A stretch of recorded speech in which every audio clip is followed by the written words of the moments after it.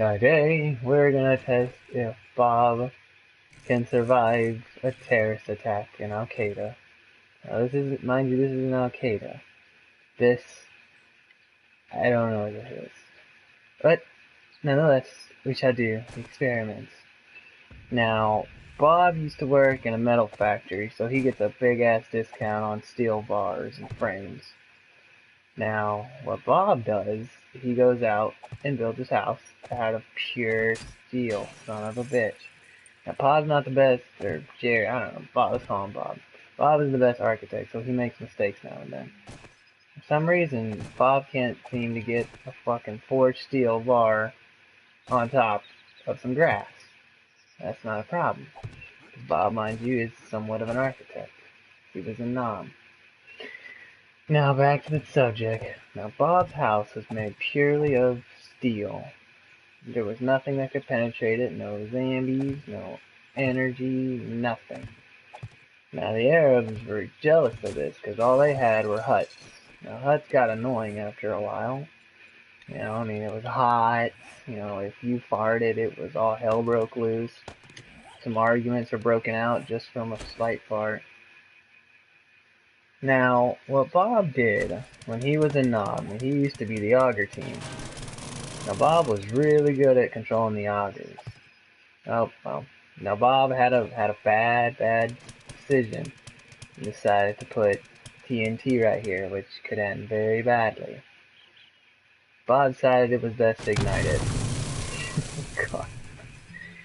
Now, Bob's not the smartest man, but he is a man. Nonetheless, we continue to build. Now, Bob has 2 kids and a wife. Now, his wife was very anti-gun control, so Bob divorced her almost immediately. Said their vows, and he left. He hit, and he quit. Now, back to the subject. Bob had a nice house. Bob's house consisted of pure steel. It didn't take long for Bob to realize that people might be jealous of his little house. So, Bob didn't build an entrance because he was afraid people would come in unannounced. Now, this was both good and bad on Bob's part. He couldn't get out, but he didn't have to worry about anyone getting in, especially uninvited guests such as the Arabs. Now, Bob, as I said, he was a great steel worker, had a great job. Now, soon Bob got fired from this job and was only able to afford the walls, not able to afford the roof. The best he could do was seal off the door. Now, Bob here was very lonely. Some say he sat in this corner most of his time. No one really ever questioned him because no one could ever get in. Some people attempted to climb over, but since there was no roof, the rain caused the steel to erode and turn into rust. One cut could almost take him to the hospital. Bob knew this, so he decided to hide in the corner. Now, Bob spent most of his days doing not much. He usually sat in the corner for about 24 hours a day. Now, Bob didn't have much in his house. Mostly it was just rust and steel. But Bob had one thing that most people never really had. In the corner of Bob's room lied a special love. A love for clay. Now, Bob loved playing with clay. He only had about 2 blocks worth, but he played with it day and night. Some say he even used it to fuck. Because Bob was a very, very lonely man, so more times than not, he usually fucked the clay pile and played with it. Some say the juices that remained after it helped soften up the clay and keep it from drying out. Now, some nights, when they were very, very cold, Bob had no choice but to light his broom on fire. Now, other times, Bob said he gagged a little bit. He might have had type 2 cancer. We weren't really sure.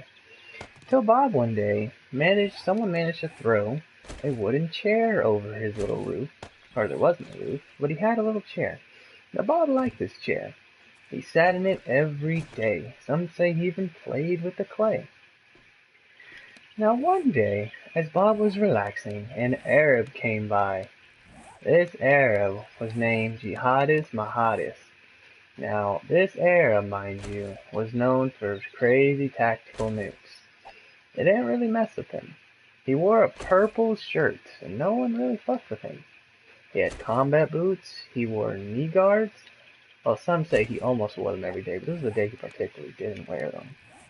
Now, this jihadist was not very modest. He loved to live the fancy life. He got all the hoes. He basically fucked every goat within a 24-mile perimeter. Now, this jihadist knew it was amazing to wear leather in the hot sun. He knew he got all the women. The thing about the jihadist is, even though it was burning up, he could walk around in his boots, and no one minded. Now, one day, the jihadist was walking up and noticed he came across a building made of pure steel. Now, the jihadist was very, very curious. He looked around for an entrance. He could find none. He looked under, he looked above, he even tried to jump over, but just couldn't find the entrance. He looked outside. All he found was a sack and a piece of iron. Now, the jihadist, named Jihado, was very, very confused. He walked up to the door, took a chair, and tried to get over. Now, Jihado couldn't see anything over. Only thing he could see was the reflection of his own soul. Now, the jihadist knew that there was something hidden within this deal. Now, Allah in his book stated that if one could get through, one could know the truth.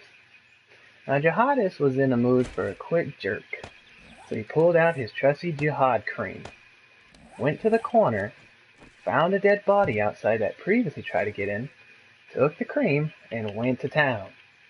Now, jihadist was very quick. He tried to drink the cream, which tasted pretty good. Now, jihadist knew this was a sin in his culture, so he quickly disposed of the cream.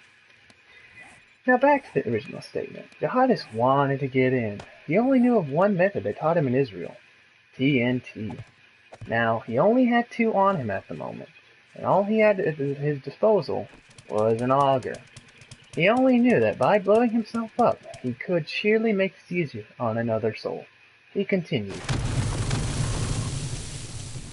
Now, jihadist was now dead, but he noticed within the afterlife he was almost there.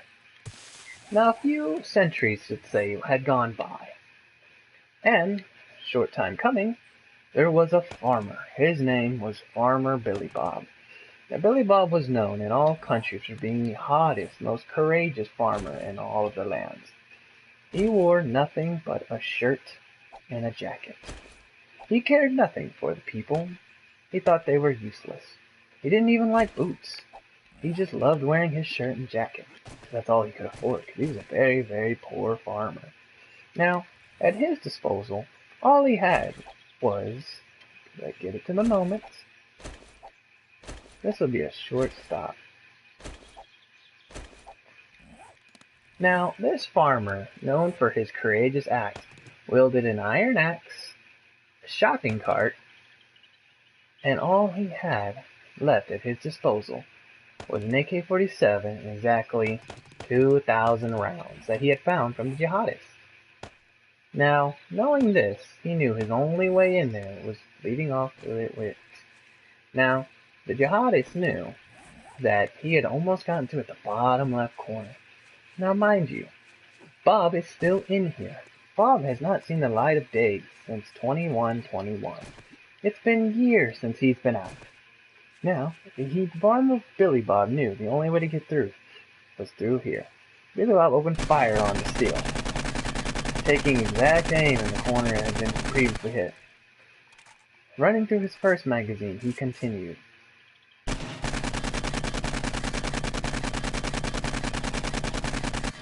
Now soon he could not get through.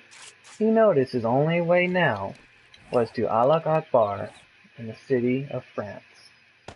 Now he knew he couldn't be here because France was not here.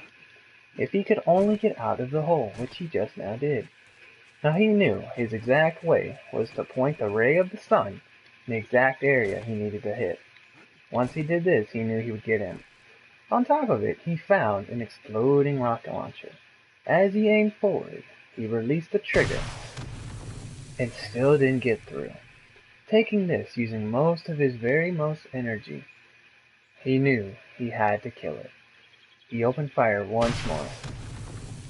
Again, not piercing or even damaging a wall. He fires again, almost getting through this time. He goes to check on his work, pulls a fire axe out to finish the job. He continuously swings, hoping he will do some damage. Knowing that he won't, he decides it's best to just destroy it all and end it. He puts all the remaining TNT he found on Jihado, and decides that it's not worth trying to get through. And there we go. The story of Billy Bob.